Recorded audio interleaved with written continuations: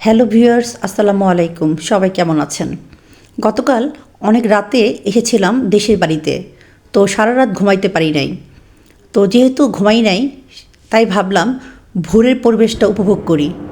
আর গ্রামের ভোরটা তো অনেক সুন্দর হয়, সবাই জানেন। তা আমি সেটা মিস করতে চাইনি।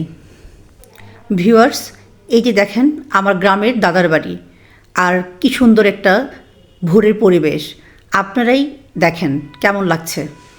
এই তো কথা বলতে বলতে সবার জন্য চা বানিয়ে ফেললাম। আমার হাতের চা আমার ফ্যামিলিতে খুবই ফেমাস।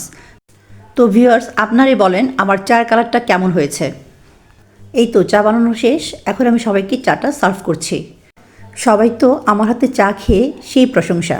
সবাই বলছিল তিথির হাতের চা বেস্ট, আমার চাচিও সেটাই বলছিল। এই তো আমার চা দেওয়া পর্ব শেষ, এখন আমি চলে গেলাম রান্না বসাতে।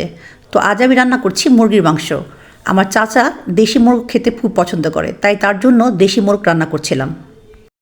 আমার বড় ফুপি আসার সময় তার ভাইদের জন্য তার বাড়ি থেকে দেশি একটা মোরগ এনেছিল।